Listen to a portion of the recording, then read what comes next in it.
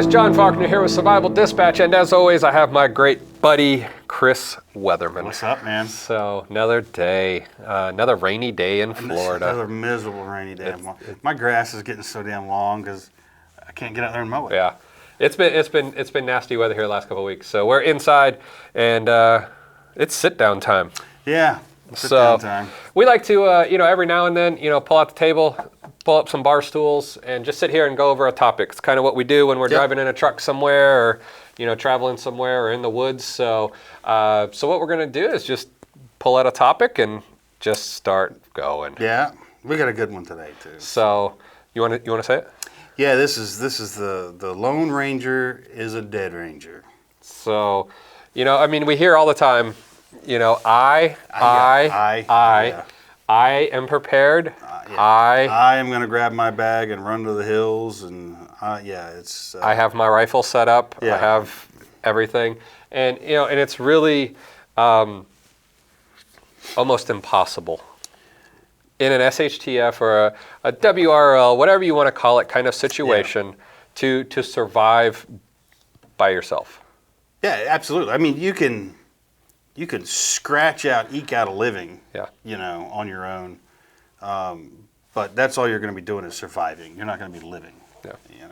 You got to go to sleep at some point. You got to find food. You got to find water. You got to find all that stuff.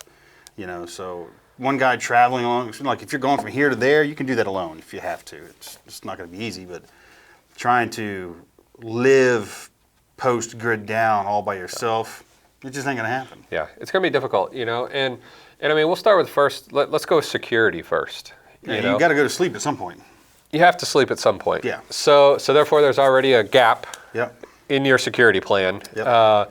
And security is one of those things that a lot of people want to talk about first, but it's almost like a tertiary thing, because first you have to have something to actually protect. Yeah.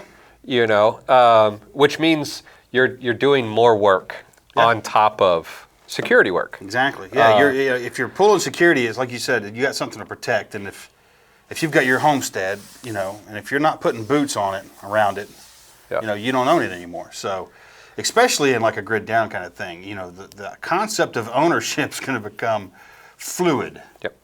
If someone bigger and badder comes along and they can take what you have, now they own it. Yeah. Who are you going to call? You're not going to call 911. You're not going to look for any help. So security becomes important that way, but first, you've got to have a patch of dirt and some food, some resources and stuff that need securing. Yeah. Or security's not an issue. Yeah, and it's also one of those things too where the fewer the number, the smaller the radius of protection. Oh, absolutely. So when you have just one person, it's one set of eyes. Yeah. In one direction. Yep. At one time. Yep. And that's it, and only conducting one task at a time. Correct. So if you're trying to collect food, that's what you're doing. You're not pulling security. You're looking for food. If you're out collecting water, that's what you're doing. You're not pulling security, and you're not collecting food because you're collecting water. You can only do one thing at a time. That's why humans for their entire existence have lived in villages, groups. Yeah. Even the early hominids lived in extended family bands. You just can't do it alone. You've got to produce food. You've got to take care of the typical household things that need to happen to support daily life. Cut firewood. Cutting firewood is one that's going to be a full-time job. If you had a solid group that you had enough people to perform pool security and tend to the garden, and someone's tending to the livestock, you're going to have one guy. You could literally have one guy that all day long, all he does is cut and process firewood. Yeah. Because that's what you're going to go back to. And if you're going to say, well, I've got kerosene stored, that's great. It's going to run out eventually, and you're going to be down to cutting firewood and living that way. It's the same with, pumping water. If you have a hand pump and that's your only source of water, and that's one of those things in a complete grid down situation, a hand pump is one of the best. Oh, absolutely. One of the best scenarios you could have. Yeah, having it's not going down to the river, going down to the creek, going down, Well, and there was a thing. I saw a commercial, and it was about providing clean water to like third world countries, and they gave the amount of time that the average women, because it's typically women, and in third world, and I think it was like 5 hours of their day is consumed with going to the water source, getting the water, and bringing it home. Yeah. And they don't even have the concept of purification. They don't even, they just, this is the water we have, we drink the water. But yeah, I mean, you know, like at my house, there's no flowing water anywhere near, not close to my house. Same. Now there is a lake probably 3/4 of a mile away. But I couldn't imagine having to load jerry cans or something into a wheelbarrow. And a 1.5 mile round trip. And a 1.5 mile round trip Yeah. to fill those things and bring them home, knowing that I'm gonna have to do that shit again tomorrow. Yeah. You know, so yeah, if you have a hand pump on your property, now you have a source of clean water that is secure. Yep. If you have your security set up. So. But that's going to be another quasi part-time or full-time position. Oh yeah. You know, you're gonna be pumping water. Because you're going to need water for everything, for sanitation. Well, and for the bigger cooking, the for group cleaning, for gets, drinking. the more water you need. You Yep. know, so this, you know, so expanding your group compounds problems, but it gives more hands to address those Yeah, problems. and when you're a Lone Ranger, you only got 2 hands. Yeah, you only got 2 and they're hands. yours. Yeah. You know, and that also brings up being able to grow your own produce. Yep. Or being able to hunt, because once again, Lone Ranger is not going hunting, because then you're giving up all security parameters Yep. at your dwelling. Yeah, wherever your location is. Yeah. You know, and I think a lot of times what you would probably find, in my opinion, most Lone Rangers would just pretty much become nomads. Well, they'd have to. They wouldn't be able to stay stationary. Right. And so, you know, if that's what you think your ideal dream is, you know, to become a gypsy. Yeah. And, you know, that's probably the life that a Lone Ranger is going to lead into. Yeah. You know, and it's one of those things where, you know, old phrase of, you know, many hands make light work. Yep. Because you will find, you know, go hiking, go camping, you know, get out and do things, and you'll realize how many conveniences we have. Oh, yeah. In a modern world. Yep. We flip on lights. We have flowing water. We don't have to migrate that much in order to get those needed. No. You know, things. Well, too, and you know, and you got to think if you're going the Lone Ranger, Lone Wolf route, you have to be able to carry everything you own. Yeah. So that means your worldly possessions are really going to be condensed down, and you know, a simple thing like ripping a pair of pants or blowing out a heel or the sole of a boot. Mm-hmm. You know, if you screw up a boot, you only got one pair of boots. Now you're barefoot. Yeah. You know. Whereas if you've got a static location where you've stored all your stuff and you have a team of people there that can help secure it, you can have more options, you know. And the whole idea to me of bugging out is last ditch resort. You know, all right, there's a chemical leak, we got to go. Or there's, you know, Attila the Hun and the Huns are on their way and we got to get the hell out of here. It's just, to me, it's the worst idea in the world. But there are sometimes you need to. If you live on the 52nd floor of a high-rise in Chicago, your plan needs to be to bug out. Yeah. But, you know, anybody who lives, you know, outside of a major population center with even just a little bit of property around them, you know, should be planning to stay home, building that network of your neighbors and getting people on board. And that's what I think, you know, the next large point is when you're by yourself, you only have the skills and knowledge that you possess. Yep. That's it. And it's not to say that there aren't people out there that have enough skills and knowledge to maintain living for a long period of time. Sure. But if a medical issue comes up that you're not, you know, hey, yeah, I can take care of, you know, I've had TCCC training and first aid and CPR, but what if I have to have a tooth pulled? I was just going to say, I have no clue. If you wake up one morning with an abscessed tooth. Yeah, I guess I'm going Tom Hanks and, you know, knocking it out with an ice skate and a rock, because that's where you're going to divert to. You know, or you have an accident. Like I used to be a painting contractor for quite a while. I owned my own company, and I was cleaning up some painting equipment and splashed paint thinner in both my eyes. Now you might say, "Well, you'd never do that." Well, you never know. I mean, you know, you never know. You might be using paint thinner to start fires with if you find it. You know, it's a great accelerant. But I was blind for a few days. I mean, it literally blinded me. And something like that happening to you, and you're alone, What are you gonna do? Just sit down and wait till your vision comes back? Right. You know, or you're moving at night and put a stick in an eye. You know, now you're down to one eye. You don't even have two no more. Yeah. So you know, and there's no one to help you. You know, you mentioned the first aid stuff. That's all first aid. All that TCCC. I mean, it's great to have, but that's to stabilize a patient in order to get them to a higher level of care. Well, higher level of care no longer exists. But if you have people around who can at least aid in your hopefully recovery, or tend to your very slow and painful demise, one or the other is what it's going to be.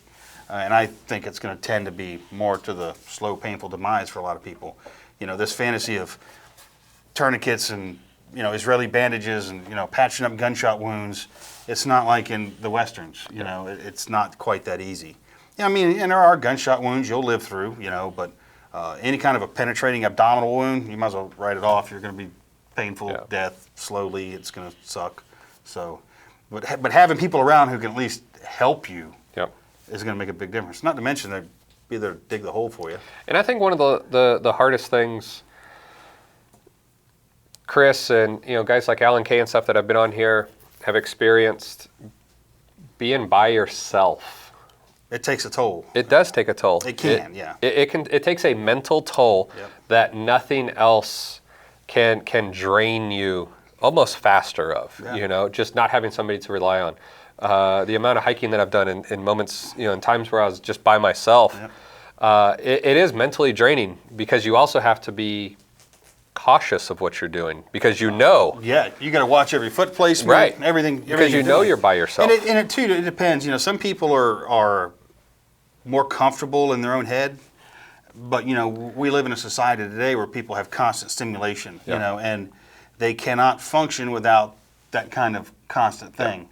And over the last couple of days, I caught myself picking my phone up to check some of the intelligence feeds and things I follow.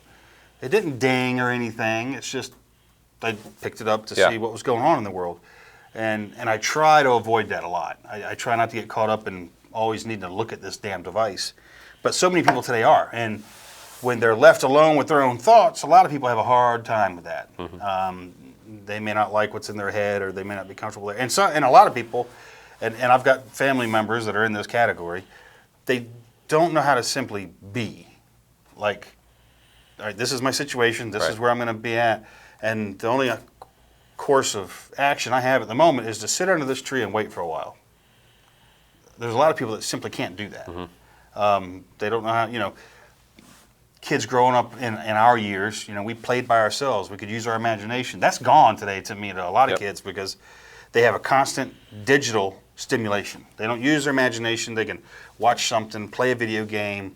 There's always something there to stimulate them. TV, radio, your phone. And when all that goes away, for a lot of people, it's a real shock. And they just don't know how to deal with it.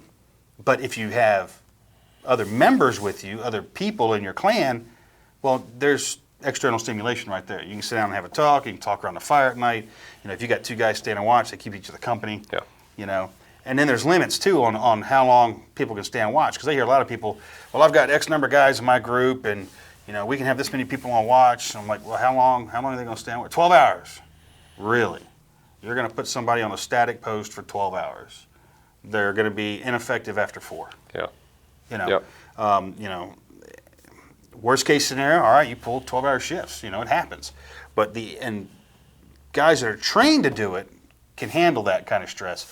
Your average person who is suddenly being stuck on a static position to watch for raiders that may potentially be coming, they're going to be extremely hyped for about the first 2 hours.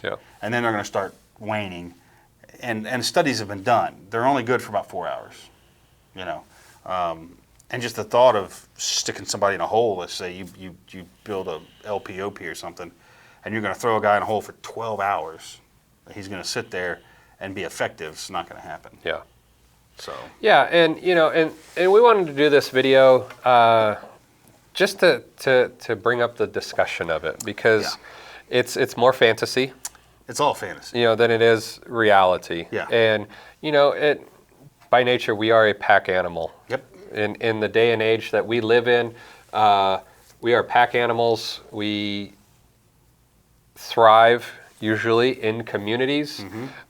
We grow in communities. We move in communities, and and it's one of those things where it's where we are as human nature. Yep. And and it's one of those things where I know people out there will say, yeah, but it's easier than trying to pull security for 8 other people that don't know what they're doing or don't know, and it's still going to be harder. But even if they don't know what they're doing, that's 8 other sets of eyeballs, 8 other sets of hands. You going it alone just doesn't work. And I know some people out there going to be like, well, I'm a loner. I like to be alone, and I'm a loner. Well, you're a loner in a huge society. You interact with people every day, whether you claim to be a loner or not. You're at the gas station, the grocery store, the post office, at work, whatever. You're interacting with people. Yeah. You can claim to be a loner, but you're not a loner. Go be damn alone for a while. You'll see what that's really like. And like you said, even if you have completely inexperienced people, they're still eyes, ears, hands, strong backs. Yeah. They can do stuff. Yeah. So and you can go to sleep at some point. And when you're awake, you can be training those people. Absolutely. You should start doing that now as opposed to then. On game day is not the time to be trying to teach somebody the inner workings of an AR-15 rifle or AK or whatever the hell it is you're using. Yeah. So. Yeah, and we always get asked all the time also is, as far as building communities. And we always try to point people to, different resources. I'd say number one, check out the Survival Dispatch Insider. Absolutely. We have an entire issue on community and communications. Yep. Fantastic. You can check it out for 14 days. Just click the link below. Some other books that I'll throw out there, and we'll leave links below for these also, is Charlie Hogwood's book. Charlie is fantastic when it comes to talking about communities, how to build them, roles, responsibilities. Vetting, things like that. And he has a ton of expertise from different walks of life. I mean, he's studied Amish people and military sectors and things like that. It's fantastic, great resource book. So I'd check that out. Anything else you want to throw out there? Just start building your community now. Everybody's like, well, I don't have one. Well, get started. Start with one. Start with one. Find one person you can rely on, and get them into like mind. Even if they don't 100% agree, get them to just agree to do a little training with you. Yeah. A day at the range, maybe, hey, let's go take a wander through the woods and see what we can find, kind of thing. But start building it now, because again, on game day, you're going to have a much harder time convincing people to work with you. Mm-hmm. I mean, if they're all starving and you're sitting on a mountain of food, it won't be so hard to convince them. But then you're going to have to be worried about a mutiny kind of situation. So you're going to want to go into this with people you have a history with and that you know. So there you go. So guys, I hope you enjoyed sitting down with us for a little bit and going over the Lone Ranger topic. I do like the chairs. Kind of nice. They swivel too, So if you did, make sure you hit that like button. And as always, make sure you hit the notification icon so that you know when we post movies or videos, so you never miss one. We're going to post some movies also. Movies too? So, right. 2.5 hours coming up. But if you got any other questions or comments with regards to being a Lone Ranger, make sure you leave them below. And until next time, be safe. Hi-yo, Silver!